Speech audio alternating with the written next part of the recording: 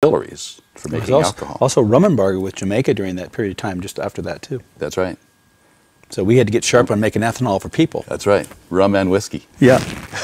So the cows had to be moved about because they needed more space for making grain fields. So the cows were displaced. They made distilleries, and within a couple of years, all the major cities in the United States had distilleries. And the cows were then put next door to the distilleries in confinement.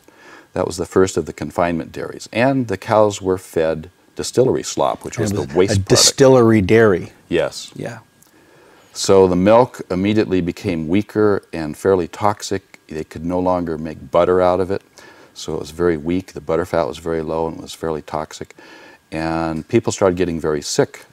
And particularly in New York, half of the deaths in New York were from contamination of milk. And hence there was the political comment, the milk problem. Yes. Which was actually a medical issue during that time. They called it the milk problem.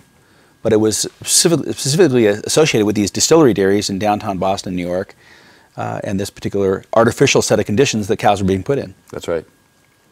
And it wasn't found in the naturally raised pasture-fed milk. 40 miles away, Amish German sitting with a grass-fed. Those cows, on a natural set of conditions, that milk was going to the Mayo Clinic and was curing all the things that were killing everybody else in the cities. So there was that polarity between the told story of milk and the untold story of milk. And the untold story of milk wasn't going to make anybody any money. It was the told story of milk. It was the filthy milk problem that had to be pasteurized or processed to render it safe because it was killing people left and right. That's correct. So pasteurization was developed to kill the harmful microbes in the milk. And maybe you could talk a little bit about that and the types of pasteurization. Yeah, about 1885, 1890, two guys, Mr. Coit and Mr. Strauss, were kind of the representation of this polarity of the told story and the untold story. And Coit was really very much in support of raw milk, but he was in support of responsible raw milk. And he established the American Association of Medical Milk Commissions, the Medical Milk Commission system, where there was certified raw milk. And from 1893 forward, Coit really worked well with pediatricians and physicians to produce good, safe, tested raw milk that was phenomenal. And until the 1990s, actually certified raw milk was available in the United States. But certified raw milk kind of crescendoed. It became very, very popular through the 20s and 30s and 40s. And then with the advent of the Second World War, it kind of died off because all the young boys were going off to fight in the Germans and the Japanese in the Second World War. They needed all the fighting bodies, and they needed to commercialize things. The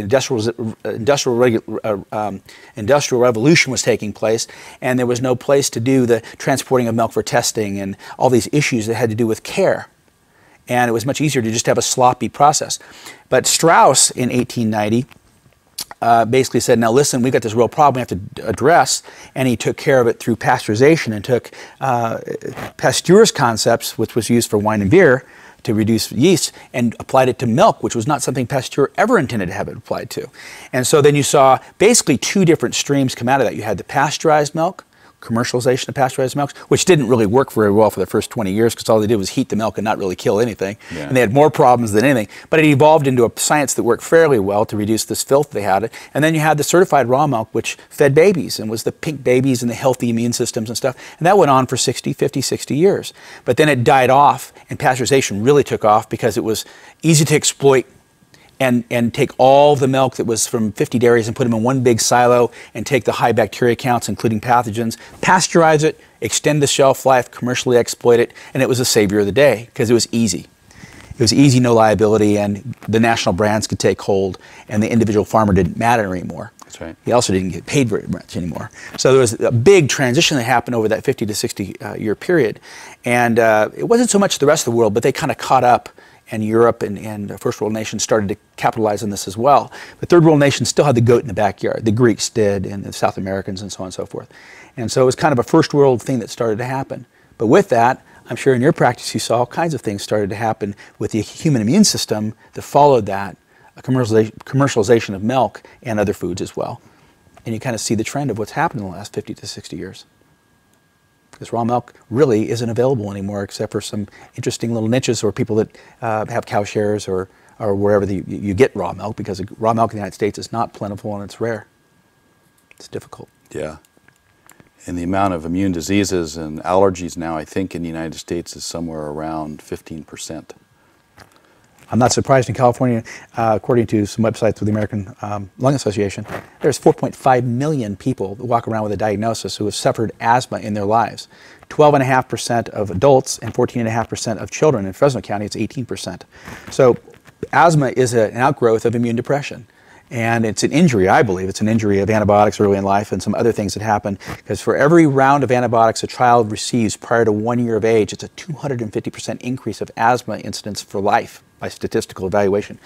That's a tragedy. It's a travesty and a tragedy, and it's really horrible to think that modern medicine, with all of its brilliant, helpful ideas and these technologies and antibiotics, can cause so much injury in children. And without the idea that these children are trying to build an immune system, and antibiotics coming in and just eradicating the immune system doesn't allow them to prepare to deal with the antigens that are in our environment, and they become triggers. And it's unfortunate because we could do much better than that. We could do much better than that. In your practice, I'm sure you see a lot of immune depression, and it's not just asthma. Yeah. There's 50 different things associated with it. And there is a strong disregard for healthy microbes. People just don't consider that arena of healthy microbes. They always look at pathological. So if they hear the word bacteria or fungal, they automatically have a negative connotation to it. Yeah. Whereas the saviors are actually the healthy microbes in natural products. When microbes suffer in our bodies, we suffer. When they stress, we stress. When they die, we die. I'll tell you something, there's some great studies that just come out in the last 2 years showing, hey, there's 750 trillion bacteria that inhabit our bodies. We're more bacterial than we are mammalian. And that's just, why are we scared of? Why do we fear bacteria? It's the best part of us. It is what we are. It is what spaceship Earth is made of. And without it, we can't interact with food. We can't nourish ourselves. It's a critical part of the whole detritus system that works in our guts, just like it does in the soil that nourishes the plants. The same thing happens in our guts to nourish us.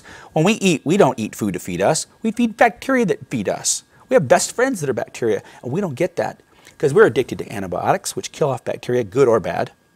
We're addicted to long shelf life foods, which are dead, sterile, don't have good bacteria or bad or anything. And guess what? Preservatives are put in those foods, which actively kill off the biodiversity of gut bacteria, so we can't function properly as humans. And what do we see as a result? Rampant, I'm talking rampant, 10x rampant immune depression with the associated chronic diseases in our country.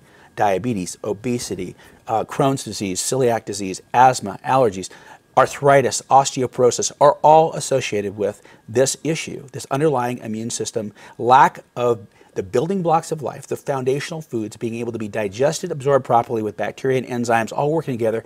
A whole food energy system is not in our country's culture. And this is a critical, huge problem. And it cannot be fixed by modern medicine. Yeah. It can be fixed by good organic farming practices and connecting to the food chain closely. It's a simple fix, but extremely complex because we've come so far from that with our commercialization of foods and our industrialization of foods and our distribution systems, which require long shelf lives. That's why I'm so overjoyed by the fact that when we go to a farmer's market, every food there is a whole food. And our food's whole food along with it.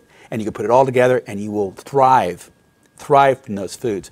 You go in a regular store and it's like, that's right. It's famine. One of the things that people think is if they eat something, it's going to be good for them, et cetera. and what I try to tell people is it's not what you eat, it's what you assimilate. Right. And the whole assimilation of food is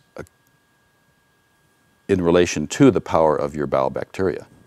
See, when a dog can eat a stronger food than us, for example, he has a much stronger bowel bacteria than we do. Right. And a lot of our illnesses, keeping in mind that 80% of the immune system is gut bacteria. Yep. People don't quite get that. But your immune system is hand in glove with your intestinal flora. And Absolutely. Your macrophages, which are your main white cells in your body, they increase their activity 400% when you have good bowel bacteria. So your whole immune system is much stronger with that. And it's integrated. Yeah. They're not one separate from the other. They work together as a co-functioning unit. That's right, yeah. It's not, yeah. And people need to get that. It's interesting, but even traveling cross-country on an airplane, one of the reasons you're tired is because it beats up your bacteria. Yeah. See, and we think we're independent of that and we have our own consciousness, so to speak, but basically we are victims of our bacteria. Yeah. And